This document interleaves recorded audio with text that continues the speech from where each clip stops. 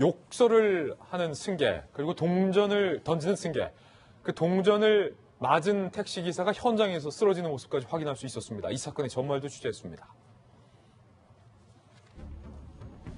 동전 택시기사 사망 사건, 많은 국민들의 공분을 사고 있어요. 며느리가 나섰습니다. 우리 아버님을 죽음에 이르게 한 이 택시기사를 제대로 처벌해 달라는 겁니다. 지난해 12월 새벽 3시 인천의 한 아파트 지하 주차장. 승객이 지금 보셨던 것처럼 손님에게 말투가 그게 뭐냐, 택시기사에게 욕설, 폭언, 동전까지 던집니다. 이후 말다툼 중 쓰러진 A씨가 병원에 이송됐지만 사망을 했고 사인은 급성 심근경색으로 나왔어요. 승객 B씨는 폭행치사 혐의로 긴급 체포됐고 CCTV 분석 결과 동전을 던진 행위 외에 다른 정황은 포착이 안 됐다는 이유로 불구속 입건이 됐고 단순히 폭행치사가 아니라 폭행 혐의만 적용돼서 검찰에 송치됐습니다. 그러니까 이 사람의 폭행이 사망에 이르게 했다는 폭행치사 혐의가 아니라 단순히 동전으로 때렸다라는 폭행 혐의만 적용이 된 거고, 이 부분에 사람들이 분노하고 있는 거예요. 며느리가 나섰습니다. 가해자로부터 최소한의 진심 어린 사과를 기다렸지만 최근 SNS로 가해자가 평화로운 셀카 사진을 올리면서 면접 준비 중인 모습을 봤다는 거예요. 며느리의 주장에 따르면 동전을 던지고 택시기사를 사망하게 한 이 가해자는 본인의 면접 준비 모습을 셀카로 올렸던 모양이에요. 나의 기다림은 착하게 언덕 같다. 그러면서 아버님은 운동 관련 직업에 종사하셨으며 돌아가시기 직전까지 꾸준히 운동하셨던 분이다. 그러면서 사고 한 달 전 건강검진 결과도 이상이 없었다. 아버님 죽음에 가해자의 행동이 단 1%의 영향도 안 끼쳤는지 묻고 싶다. 아기가 가득 담긴 동전을 몸에 맞는 일은 평생 단 한 번 겪어보기 어려운 일이다. 왜 폭행치사 혐의가 적용되지 않았는지 이해할 수 없다. 강력히 처벌해달라.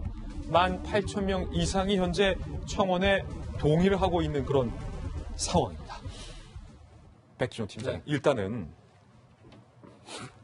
그냥 세워, 욕설, 폭언, 동전까지 던졌던 승객 면접 준비하고 있다는데 알고 봤더니 30대의 새파랗게 어린 승객이었어요. 네, 지금 이 사건을 보면 정말 금도를 벗어난 행동이다. 예. 전국에 30여만 명의 택시 기사분이 계시고요. 그 가족분들까지 합치면 거의 100여만 정도 되는 택시 관련한 그 가족분들이 계시거든요.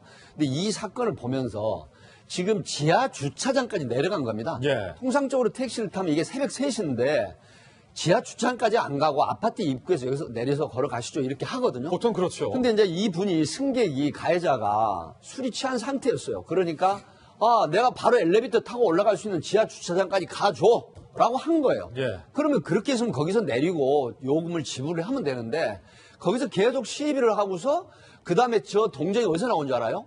그 본인 호주머니에서 꺼낸 게 아니라 바로 그 자기 차 옆에 있었어요. 자기 자동차가. 거기서 문을 열고 평소에 돈을 지불하고 남은 동전을 꺼내가지고 9개, 10개, 11개 세면서 폭언 욕설을 하면서 택시 기사분한테 던진 겁니다. 그 동전을 맞기도 하고 안 맞기도 했지만 결국은 70세 된 이분이 새벽 3시에 지하 주차장까지 가서 승객을 안전하게 내려줬는데 그런 대접을 받으니까 분노가 얼마나 심했겠습니까? 예. 그 분노를 참다가 급성 심근경색으로 결국 사망하신 거예요. 보험 결과 급성 심근경색인데 과연 이게 폭행죄로만 송치가 돼야 되냐? 그 물건, 그러니까 동전이 위험한 물건은 아니라고 하더라도 결국 몸에 맞으면서 그 사람이 피해자가 강력한 분노를 참는 이 형태가 소위 말하면 심장이 우열, 이 심장으로 통하는 관상동맥 같은 게 이게 커질 수가 있거든요. 분노가 심해지면서 제가 변사 사건을 많이 취급을 했고 부검도 직접 참여를 했기 때문에 아는데요. 외력만 꼭 있어서 그런 게 아니라 강력한 어떤 분노를 야기하는 형태가 오면요. 심근경색이 오는 경우가 있습니다. 이 부분은 검찰과 법원에서 상당히 다툼이 있을 걸로 예상이 됩니다. 수사당국의 폭행 혐의, 단순한 폭행 혐의 적용이 상당히 아쉬운 대목인데 백 팀장님, 지금 이 며느리분이 얼마나 맺힌 게 많으면, 얼마나 억울하면 우리 시아버님이 평생 운동만 했었고 지난달에도 건강검진을 했었는데 건강하게 나오셨다. 며느리는 나보다도 새파랗게 어린 이 30대 승객에게 동전을 맞아봤다라는 것이 극심한 스트레스로 작용을 했다. 근데 알고 봤더니 이 사람은 평화롭게 면접 준비하면서 셀카 찍어서 SNS에 올린다는 거예요. 이제 가족들의 전언에 의하면 그래도 가해자가 비록 불구속 입금 송치가 됐지만 피해자인 우리 집에 사과를 하거나 내지는 어떤 노력을 좀 할 걸로 예상을 했습니다. 그럼에도 불구하고 전혀 연락도 없는 거예요. 그러니까 폭행은 해봐야 벌금 정도고 기소유예 처분 받을 가능성도 있다라고 판단을 했겠죠. 예. 뭐 자문도 구했고. 그럼에도 불구하고 이 가족들은 너무 억울한 거예요. 그래서 이제 그 SNS상을 뒤져보니까 이 가해자라는 사람이 태연하게 웃으면서 면접 시험을 준비하는 글과 사진을 올린 겁니다. 예. 이걸 보는 그 피해 당한 가족분들은 어떤 심정이었을까요? 그래서 어떻게 합니까? 사적인 그런 어떤 제재는 안 되지 않습니까? 그렇기 때문에 국민청원을 올렸는데 저는 이 국민청원 제발 좀 글 좀 많이 올렸으면 싶어요. 예. 제가 이 방송이 적절한지 모르겠지만 이런 부분들 금도를 벗어나 이분이 나이가 30입니다. 그리고 피해자 되시는 분은 70이란 말이죠. 참 부모님을 안 계십니까? 이분이 가해자가 부모님 안 계시는가요? 자, 지하 주차장까지 내려주고 안전하게 네. 오셨으면 적어도 부모님보다 훨씬 어떻게 보면 나이가 더 많을 수도 있습니다. 이분에게 그런 어떤 폭언 욕설을 하고 그다음에 본인은 태연히 돌아가서 잠을 자고 그다음에 면접 시험 준비를 하는 걸 사진에 올리고 과연 이런 건 금도를 벗어나지 말아야 된다는 거거든요. 자기가 저지른 죄에 대해서 결과적으로 그런 피해, 희생이 생겼으면 적어도 가족에게 찾아가서 사죄를 드리고 용서를 구하는 이런 모습이 그나마 그래도 인간적이다. 그리고 반성할 줄 아는구나 하는 건데 예. 이 부분 저는 검찰에서 뭐 강력한 기소 의견을 달아서 법에서 법정에서 다툼이 있었으면 좋겠습니다. 예, 지금 이게 법적으로 쟁점이 되고 있는 부분이에요. 사실은 현역 내내 강력 사건에서 현직 수사 베테랑께서도 이거 폭행치사가 안 된 것에 대해서는 의아스럽다라고 지적을 하고 있는 만큼 이 승객의 조금 전 그 행위가 과연 폭행인지 폭행치사 혐의인지를 잘 구분해야 할 필요가 있을 것 같습니다. 그런 의미에서 다시 한번 대화 내용과 사건의 모습 함께 보시죠. 뭘 가요? 앞으로 가. 가라고. 아니, 욕 그러지 말고요. 가. 때문에 이렇게 얘기하는 거야. 가. 왜 전에? 아니, 왜 욕을 해? 왜 자꾸 툴툴거려? 가라면 가지. 제가 보내볼게요. 얼마야? 야! 4,200원! 택시 기사니까 넌 택시 기사만 하면 돼. 택시 기사.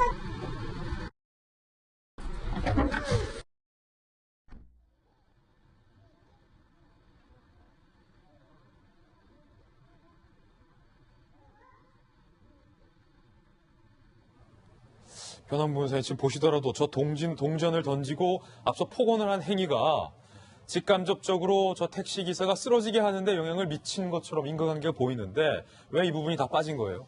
그러게요. 저도 아버님이 72세시고 작년까지만 해도 택시기사를 하셨기 때문에 그래요? 더 좀 남의 일 같지가 않은 변환분 상황인데요. 변호사님도 부친도 예, 그렇죠. 근데 이게 사실 또 법적으로는 냉정하게 볼 수밖에 없는 게, 그러니까 의사분들이 우리가 진찰을 받으러 가서 뭐 이유 없이 가슴에 흉통이 있다거나 아니면은 소화가 잘 안 된다, 머리가 아프다, 딱히 이유가 없으면 의사분들이 99% 그 말씀을 하십니다. 스트레스입니다. 스트레스다. 스트레스 받지 마세요. 근데 이제 그걸 가지고 법원에 소송을 하게 되면은 의학적인 연관관계가 없다고 또 의사들은 진단을 쓰시거든요. 의사분들은 그 의학적으로 명확하게 밝혀진 바가 없다고 얘기를 하실 겁니다. 그러니까 심근경색 같은 경우에도 물론 이제 스트레스가 원인이 될 수는 있겠죠. 이 사건이 아니라 만약에 일반적으로 의사분 얘기하신다면 저렇게 큰 극심한 스트레스와 모욕이 아마 심근경색의 원인이 될 수는 있었을 것이다 라고 얘기를 하겠지만, 만약 판사님께서 의사분에게 과연 이 스트레스와 모욕과 심근경색의 의학적인 인과관계가 있느냐라고 하게 되면 거기에 대해서는 아마 말씀을 안 하실 겁니다. 그리고 또 이 사건 자체가 워낙 이례적인 케이스이기 때문에 원인이 될 수 있었긴 하겠지만 일반적으로 스트레스가 급성 심근경색을 일으키지는 않는다라고 의학계에 보고가 돼 있다고 의견을 쓰실 겁니다. 그럼 판사의 입장에서는 의학 전문가가 아니고 의학 전문가가 스트레스와 심근경색 사이에 인과관계가 아직까지 의학적으로 입증되진 않았다라는 의견이 왔다 한다면 폭행치사를 인정하기는 상당히 곤란해지시겠죠. 예. 그러니까 이제 사실 이제 폭행치사로 처벌하기 곤란할 것 같고, 아마도 판사님께서는 폭행죄로 선고를 하시되 양형을 조금 더 벌금 300만 원, 500만 원 높이실 걸로 보여지고요. 다만 이제 유족들은 차라리 민사소송을 제기하는 게 더 좋을 것 같습니다. 그래서 이 사람이 그 돌아가신 우리 아버님께 극심한 스트레스와 모욕을 줬다, 그것이 사망의 원인이 됐을 것이고 고지인께서 부친께서 얼마나 큰 스트레스와 정신적으로 손해를 입으셨겠느냐 해서 위자료 청구해서 3천이든 5천이든 위자료로 해서 저 사람에게 경제적으로 아마 피해를 주는 것이 더 낫지 않을까 싶습니다. 예.